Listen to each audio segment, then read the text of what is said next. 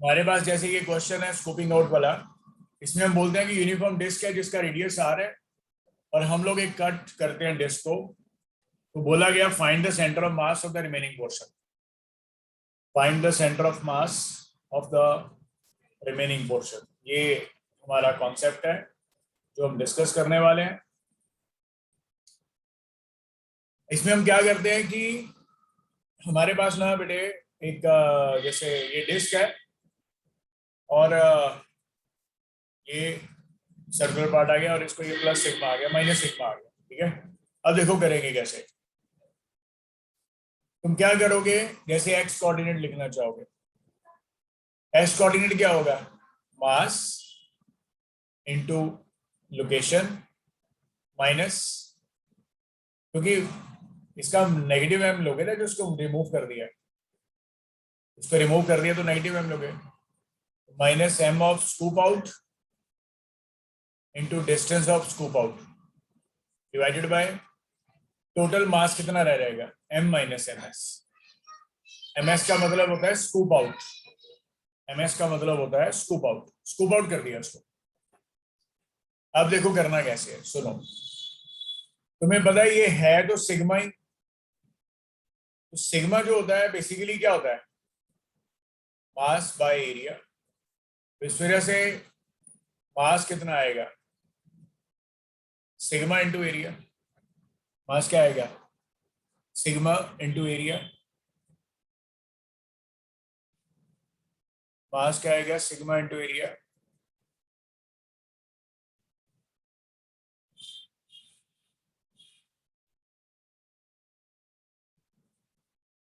अब हम इसको सॉल्व कैसे करेंगे, देखो यहां पे वैल्यूज को पुट कर दो। एक्स कोऑर्डिनेट में सिग्मा तो चलो कॉमन ही आ जाएगा, तो ये आ जाएगा total area into distance of that minus scooped out area into distance of scooped out divided by M divided by A minus A S, क्योंकि सिग्मा कॉमन है कट जाएगा। अब देखो करना कैसे है। जैसे एक क्वेश्चन में तुम्हें दे रखा है कि इसका रेडियस बेटे आर है, टोटल का रेडियस आर है, तो स्कूप्ड आउट मास का जो डायमीटर है वो आर है। इस वजह से जब तुम एरिया लिखोगे पूरी डिस्क का जिसका रेडियस आर है, तो उसका एरिया क्या लिखने वाले हो, पाई आर स्क्वायर। और स्कूप्ड आउट का एरिया कितना है, क्योंकि टोटल डायमीटर इसका आर है, तो ये कितना है, ये आर बाय 2 है, तो स्कूप्ड आउट का एरिया आ गया पाई आर बाय 2 का स्क्वायर, मतलब pi are square by 4,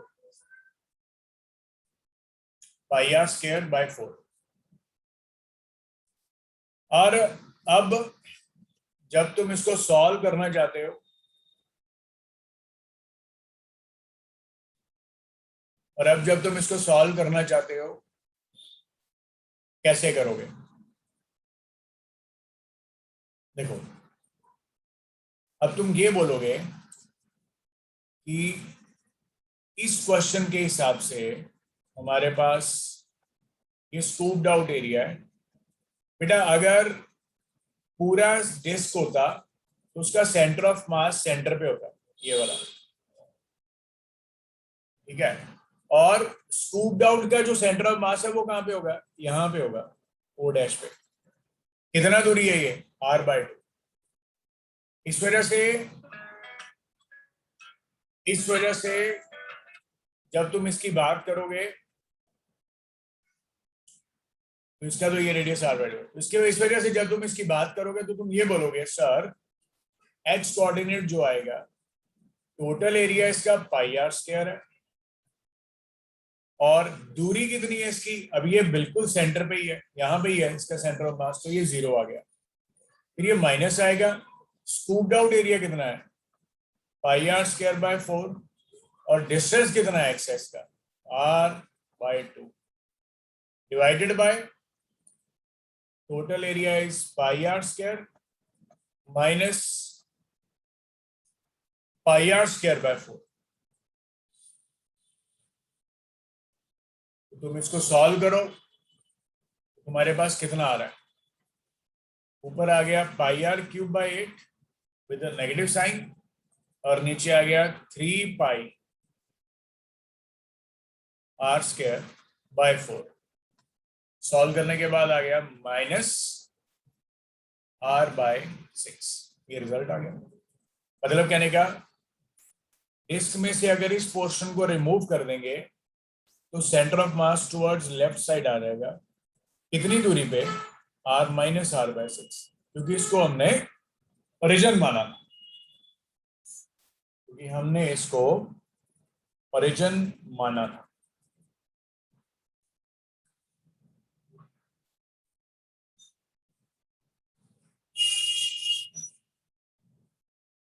okay, ये रिजल्ट को याद रखिए। देखिए, एक और क्वेश्चन है, find v1 and v2 after the elastic collision. Elastic collision के बाद v1 और v2 निकालिए, क्या है?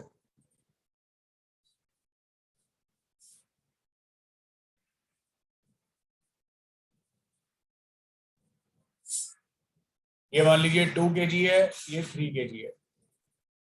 इसकी वेलोसिटी 5 मीटर पर सेकंड थी और इसकी वेलोसिटी 2 मीटर पर सेकंड है। और जब ये कोलिजन हुआ तो इसकी वेलोसिटी 2 kg वाले की v1 होगी बेटे, और 3 kg वाले की v2 होगी। तो तुम्हें v1 और v2 निकालना है। बहुत सिंपल है, फॉर्मूलाज तुम्हें याद हो गए। इलास्टिक कोलिजन बोल दिया गया तो m1 minus m2 into u1 by m1 plus m2 plus 2m2 u2 by m1 plus m2। ये फॉर्मूला बेटा तुम्हें करवाया था मैंने, ठीक है। और v2 में क्या करना होता है? बस इंटरचेंज करना होता है वैल्यूज को।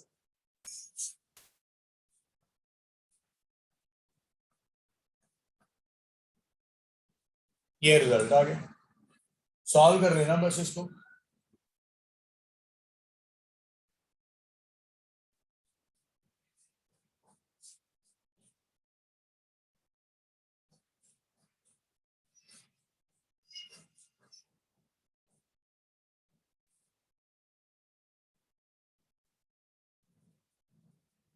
अब जैसे एक और क्वेश्चन दिया गया है, वैल्यूज पुट करनी है बेटा इसमें। बस ये वाली वैल्यू m1 है और ये u1 है, ये m2 है और ये u2 है बेटे। ये सीधा वैल्यू है, तो मैं तुम्हें सॉल्व करके नहीं दे रहा उसको, इसको तुम खुद ही कर लो।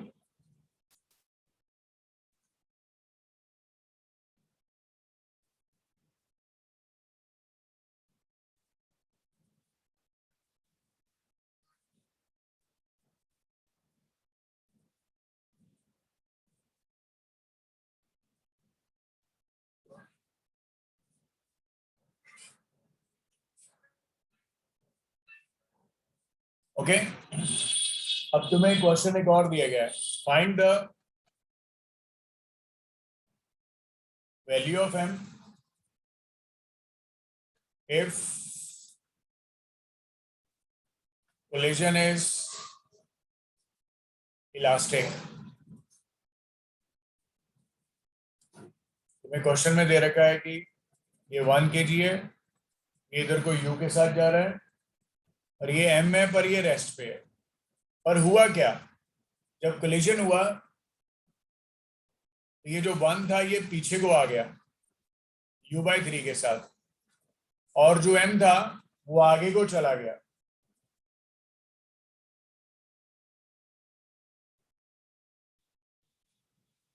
वो आगे को चला गया v वेलोसिटी के साथ, ऐसा दिया गया है। तो तुम्हें बोला जा रहा है कि find the value of m का वैल्यू बताओगे। तो मैं तुम्हें थोड़ा सा हिंट दे देता हूँ, तुम्हें पता ही है बाय डेफिनेशन ऑफ e किसके बराबर होता है? relative velocity of separation, which is like v2 minus v1 by u1 minus u2।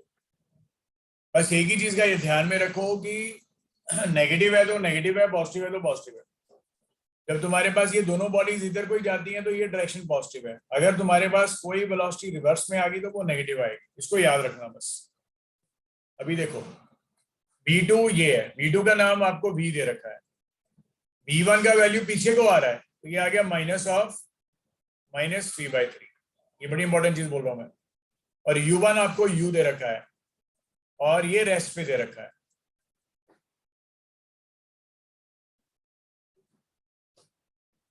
तो इस वजह से, और E का वैल्यू आपको पता ही है, इलास्टिक कोलिजन है तो E का वैल्यू 1 होगा। तो यहां से आप देख पा रहे हो ये u/3 दे रखा है, ये वाला u/3 है और ये v है और ये u आ गया। तो यहां से आप देख पा रहे हो कि u का वैल्यू आपके पास v प्लस u/3। तो यहां से आपके पास v का वैल्यू भी आ गया 2u/3। मतलब v भी हमें एक तरह से निकालना ही था, ठीक है।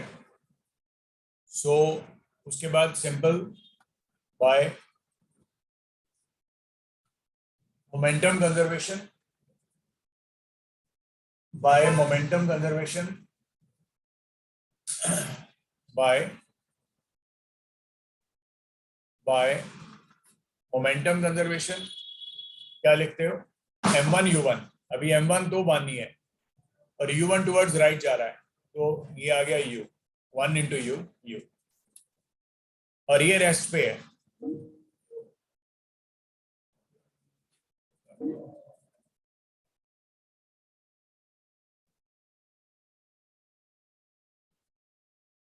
हेलो बच्चों, मेरी आवाज आ रही है? Hello, yes sir.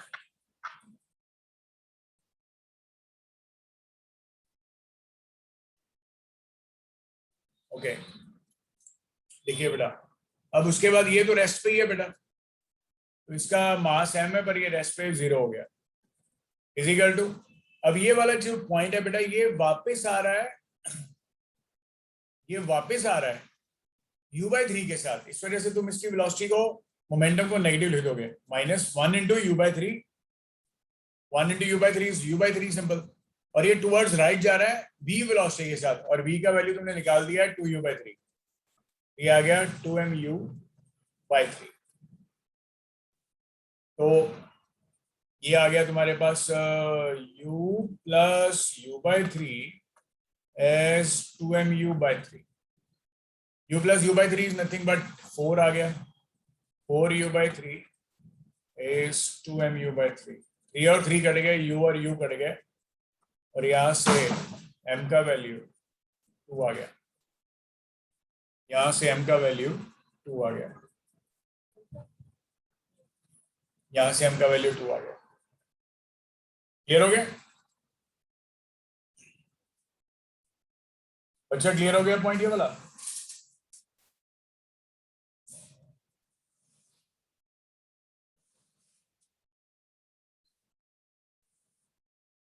ये रिजल्ट आ गया बेटा। अच्छा, एक और क्वेश्चन देखिए,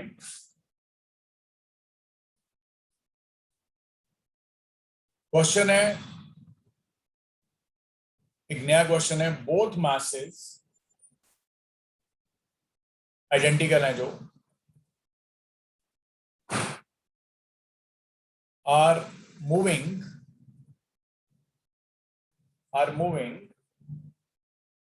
on a plane circular path, on a plane circular path with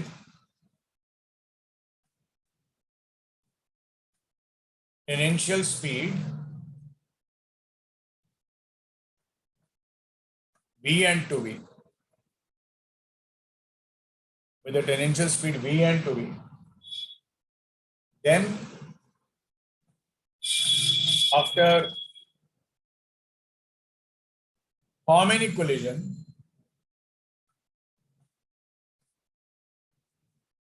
will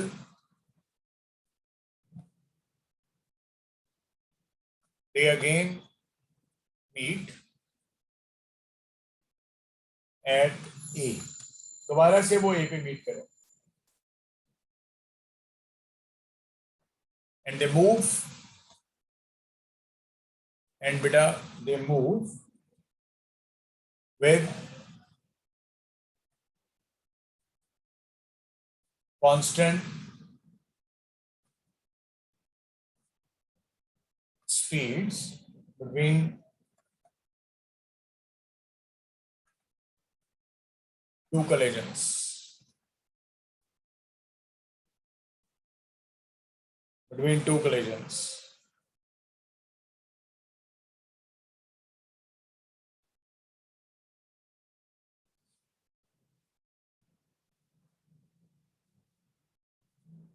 okay, तो तुम्हें ये दे रखा है ऐसे,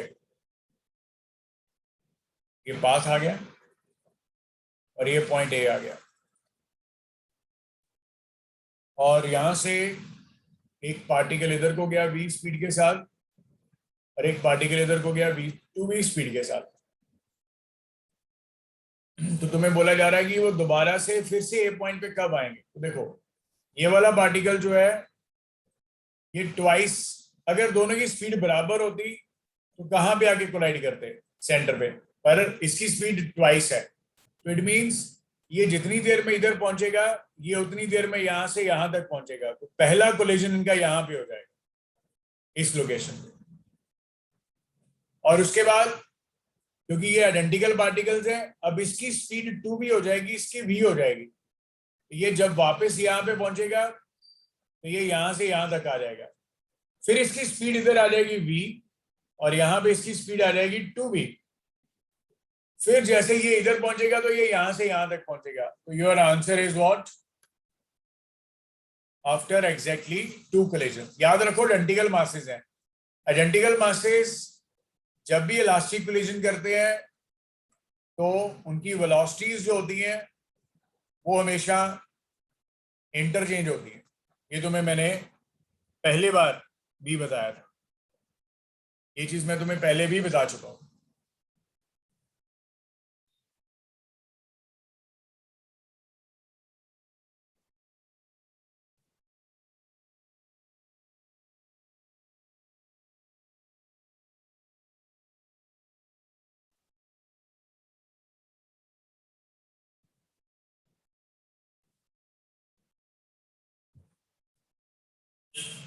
तो ये रिजल्ट आ गया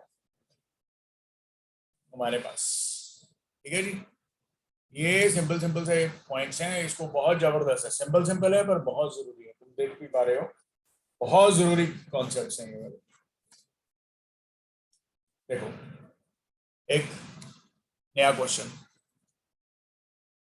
देखो तुम्हें क्वेश्चन दे रखा है एम ए, एम बी और एम सी, ये सारे मासेस इक्वल हैं, और तुम्हें ये दे रखा है ये elastically collide with the beam. तुम्हें बोला जा रहा है find the maximum compression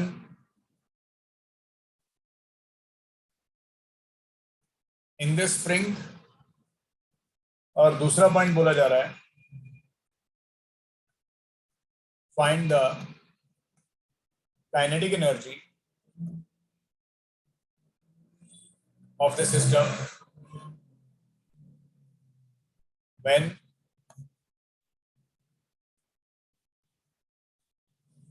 spring is under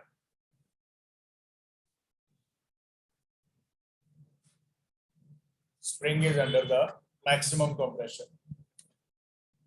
तो ये क्वेश्चन तुम्हें दिया जा रहा है,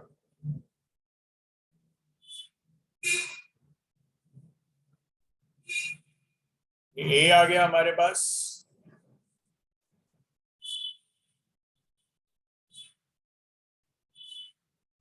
और ये इधर को जा रहा है,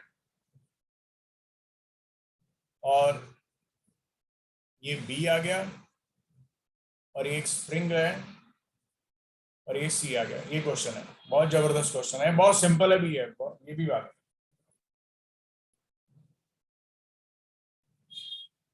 ऐसे करके तुम्हें क्वेश्चन दे रखा है, ठीक है। ये इधर जाएगा, बी के साथ कोलाइड करेगा और ऐसा होगा।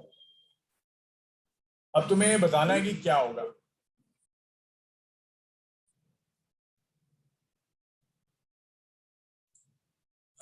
अब तुम्हें इसके बारे में बताना है कि इसमें क्या होगा। देखो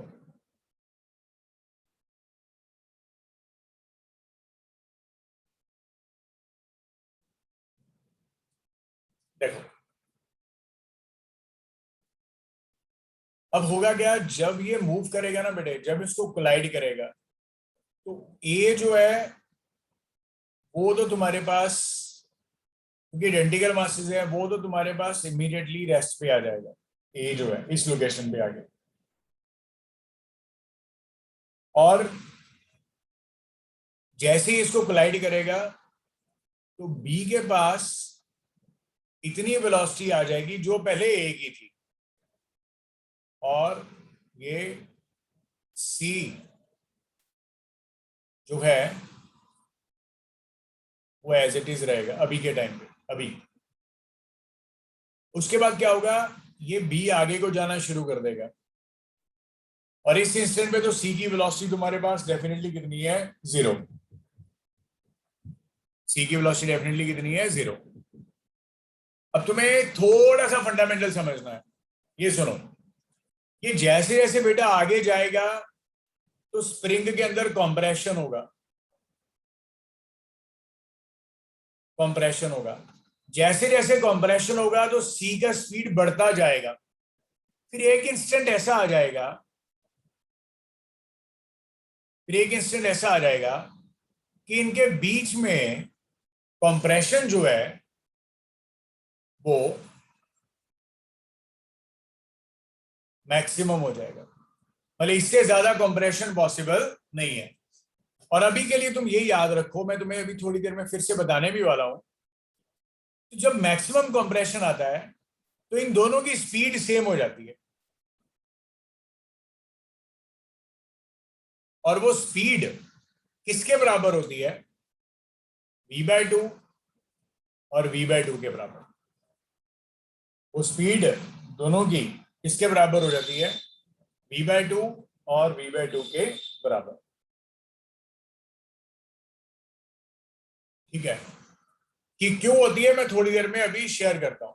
या तुम ये बोल दो कि इस इंस्टेंट पे जब इसको कोलाइड किया उसका स्पीड आ गया v, और ये दो रेस्ट पे है, तो इनिशियल मोमेंटम कितना आ गया, mv।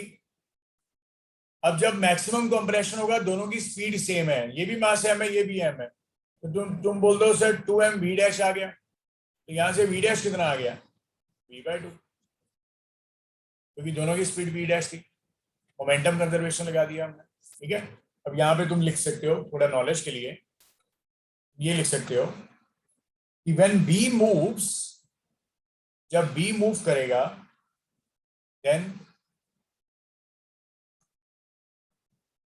then spring is compressed, so the spring force is produced which tries to, क्योंकि ये आगे को जाएगा तो b को फोर्स पीछे को मिलेगा, which tries to slow down b and speed of c and speed up the c को स्पीड अप करेगा और b को स्लो डाउन करेगा। तुम समझ पा रहे हो। And this happens till the velocity of both b and c becomes equal। कब तक होता रहेगा, जब तक इनकी स्पीड इक्वल नहीं हो जाती। So at this instant,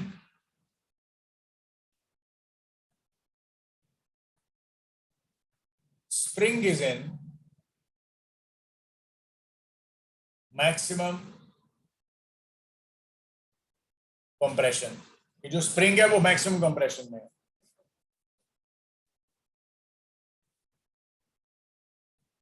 तो तुम ये बोल सकते हो finally under maximum compression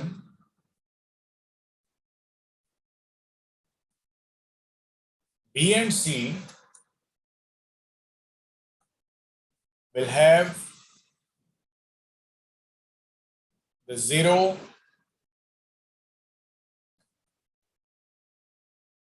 relative velocity और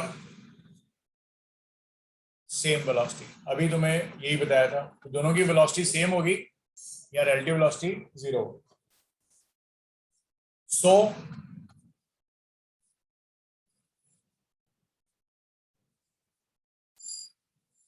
So here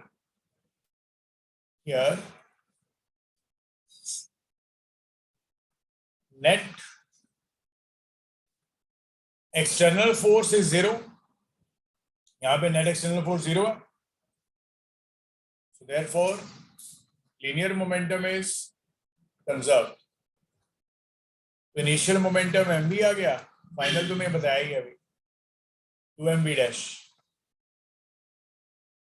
यहां से v डैश का वैल्यू v/2 आ गया. ये रिजल्ट आ गया. फिर बोला क्या था काइनेटिक एनर्जी बताओ सेकंड वाले केस में. तो हम बोलेंगे अंडर द मैक्सिमम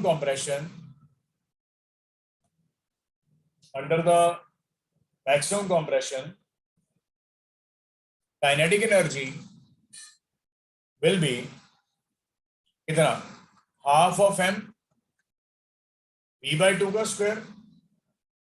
और ये तुम्हारे पास दो टर्म्स आइडेंटिकल तो मल्टीप्लाइड बाय 2 कर दो तो बेटे ये तुम्हारे पास आ गया mv²/4. ये आंसर आ गया.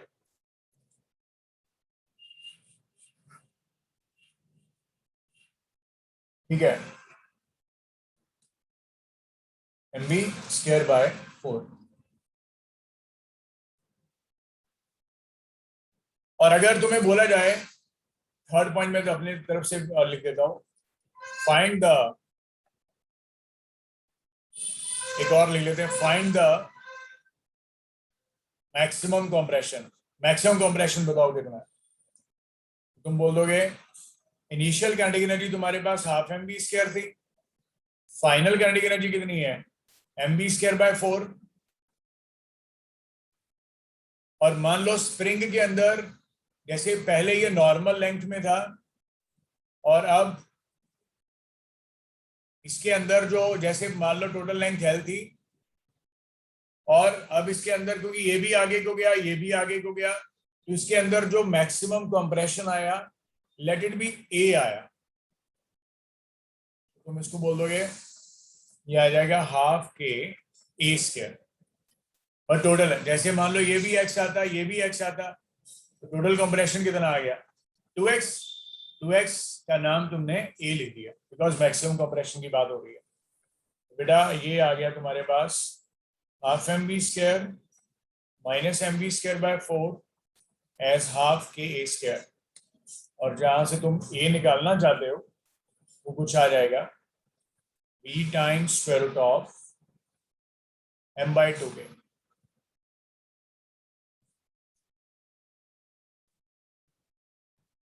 b टाइम्स m/2 के.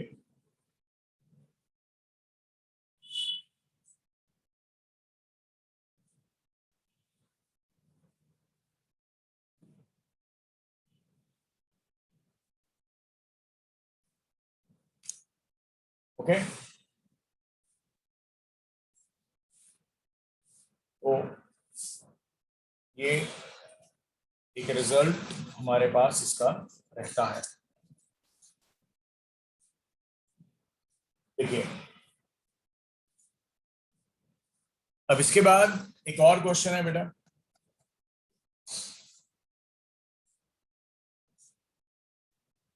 क्वेश्चन तुम्हें दे रखा है, find the speed of A after collision and also angle theta.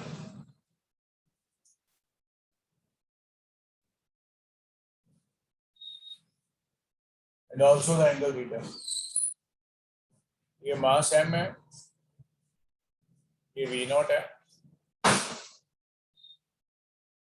और ये e है, और ये b है, और ये रेस्ट पे है। ये मास m है। जैसे इसको इसने कोलाइड किया बेटे, तो तुम्हारे पास ये बॉडी जो है ऊपर को चला गया थीटा एंगल पे, और ये इधर को चला गया 45 डिग्री पे। कुछ ऐसा तुम्हें क्वेश्चन में दिया गया,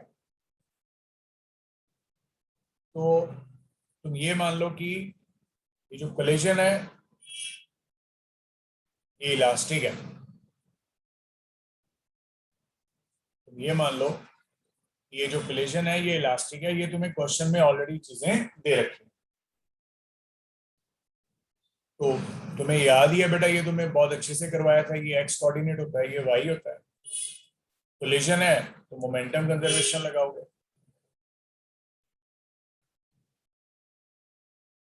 मोमेंटम कंजर्वेशन लगाओगे, एक अलोंग एक्स लगाओगे और एक अलोंग वाई लगाओगे।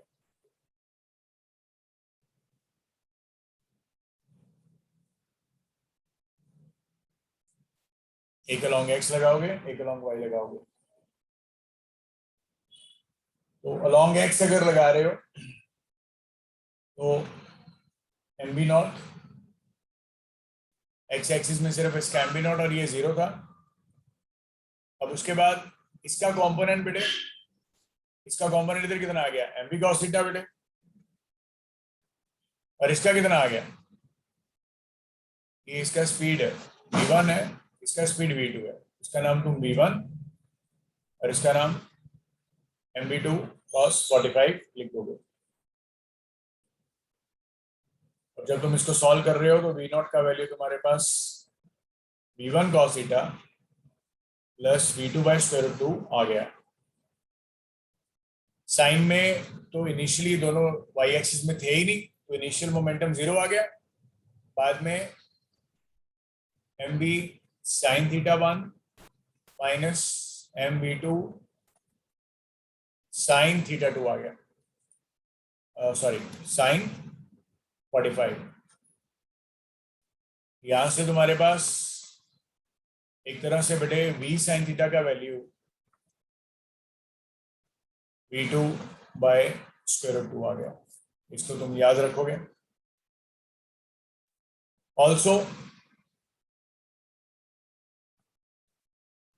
Kinetic energy conserved,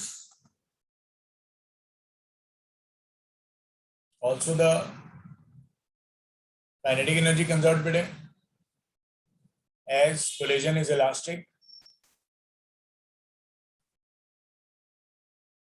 as the collision is elastic, तो इनिशियल काइनेटिक एनर्जी और फाइनल काइनेटिक एनर्जी दोनों इक्वल होगी। इनिशियल क्या होगी, half M B naught square, final क्या होगी, half M B one square plus half M B two square. यहाँ से बी नॉट स्क्वायर का वैल्यू बेटे B one square plus B two square आ गया।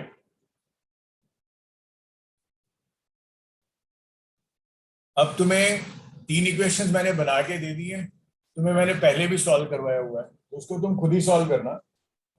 पर मैं तुम्हें थोड़ा सा रिकॉल करवा देता हूँ। ये क्वेश्चन मैंने करवाया था जब तुम्हें कोलिजन के बारे में बोला था, तो बोला था कि दोनों बॉल्स जो होती हैं वो हमेशा 90 डिग्री पे जाती है। तो अगर ये 45 है तो 100% है 45 है। इलास्टिक कोलिजन होना चाहिए और आइडेंटिकल मासेस होने चाहिए। ये तुम्हें मैंने कोलिजन्स में करवाया था। ये तुम प्रूफ खुद से करना। यहाँ से तुम्हारे पास थीटा का वैल्यू 45 डिग्री आ जाएगा, इसको याद रखना। और जो V1 है, वो तुम्हारे पास V0/√2 आ जाएगा। ठीक है, इसको याद कर लेना। बच्चा क्लियर हो गया पॉइंट ये वाला? इसको सॉल्व कर लेना बेटे। 3 इक्वेशन मैंने लिख के दे दी है, बस वैल्यूज पुट करनी है रीअरेंज करके। तो बच्चों इसको खुद से कर लेना यार।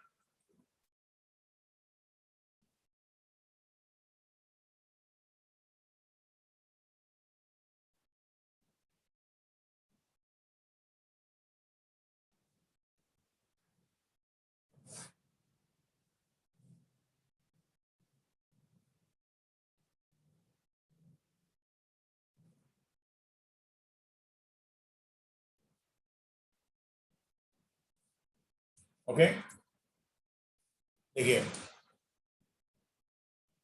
नेक्स्ट आ गया find height by which block M is raised. Find the height by which the block M is raised. तो इसमें क्या होगा कि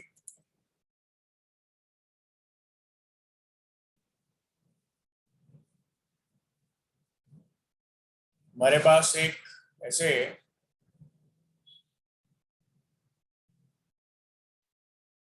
ये कोई ब्लॉक है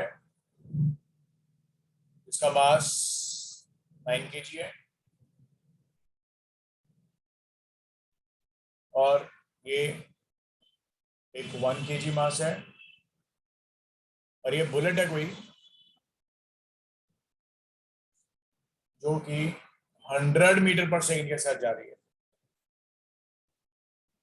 ये इसको स्ट्रक करेगा और जैसे ही ये स्ट्रक हो जाएगा तो ये ब्लॉक के अंदर ये बुलेट रेस्ट पे आ जाएगी और ये बेटा यहां से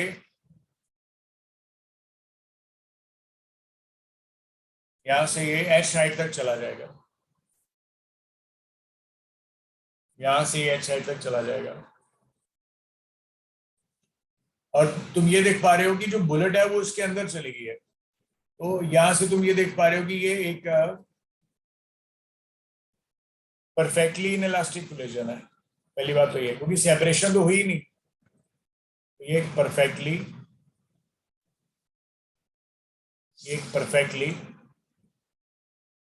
इनइलास्टिक कोलिजन है। पहला पॉइंट तो ये।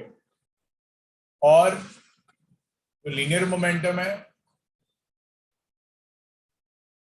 वो कंजर्व्ड है। तो इनिशियल मोमेंटम और फाइनल मोमेंटम दोनों के इक्वल। अब इनिशियल मोमेंटम तुम्हारे पास क्या है? mv0 है, ये वाला वैल्यू पुट कर दो सीधी। 1 kg मास है, 100 मीटर पर सेकेंड, तो 100 आ गया इजिकल टू जैसे ही बुलेट इसके अंदर चलेगी तो इस इंस्टेंट पे इसकी स्पीड आ गई v। तो टोटल मास कितना आ गया? 1 + 9 × v। इसके साथ ये उड़ा, यहां से तुम्हारे पास v का वैल्यू आ गया 10 मीटर पर सेकेंड। यहाँ पे कहानी खत्म इसकी, v निकाल दिया। अब तुम्हें h निकालना है। तो एक तरह से अब आगे की जर्नी के लिए ये इनिशियल है और ये फाइनल है। ये फाइनल है और जब तुम बोलोगे बाय एनर्जी कंजर्वेशन बेटे, यहां पे टोटल एनर्जी कितनी है? Half total mass into velocity का स्क्वायर। यहां पे ये रेस्ट पे आ गया बेटे, क्योंकि इसके ऊपर तो गया ही नहीं, तो सिर्फ पोटेंशियल एनर्जी आई इसके पास कितनी? m टोटल मास ग्रेविटी जो कि 10 है इंटू हाइट इज h, जो तुम्हें निकालना है। ये तुम्हारे पास आ गया हाफ इंटू 10 इंटू वेलोसिटी तुमने निकाल दी 10 का square is equal to 10 into 10 into H. ये 100 कट गया इसके साथ और ये 5 आ गया बेटे। हाइट आ गया तुम्हारे पास 5 मीटर। हाइट आ गया तुम्हारे पास 5 मीटर। अच्छा क्लियर हो गया पॉइंट ये वाला?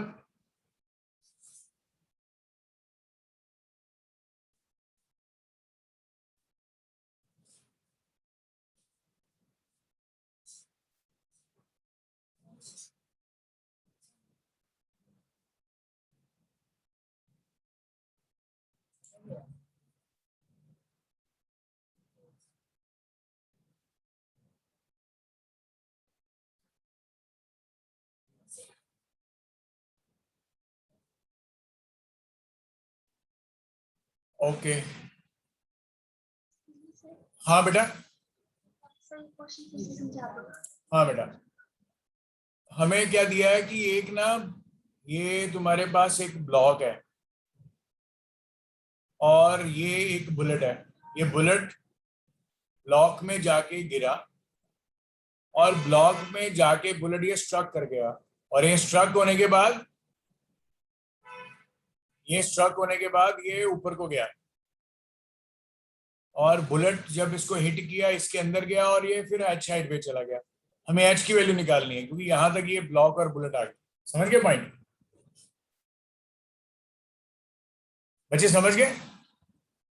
सर और फिर हमने करा क्या इसमें, पहले जब बुलेट आया तो बुलेट का मास तुम्हें 1 kg दे रखा है और वेलोसिटी 100 दे रखी है। जब ये बुलेट इधर आके इसको हिट करेगा तो सिर्फ इनिशियल मोमेंटम कितना आया 100 और बाद में जब इसके साथ स्ट्रक करके इसके अंदर रह गया तो टोटल मास कितना हो गया 1 kg बुलेट का मास था 9 kg इसका, तो टोटल आ गया 10 kg और इसका वेलोसिटी इस इंस्टेंट पे कितना आ गया v। 1 + 9 × v आ गया तो यहां से v कितना आ गया 10 मीटर पर सेकेंड। क्लियर हो गया? फिर हमने क्या लगाया by energy conservation. Energy conservation क्या है, half of 1 + 9 × v square is equal to 1 + 9 × 10 × h। यहां से तुम फिर से सॉल्व करोगे तो h की वैल्यू 5 मीटर आ जाएगी। ठीक है, चलो ठीक है। ठीक है बच्चों, यहां से कल काम करते हैं आगे। Okay, thank you.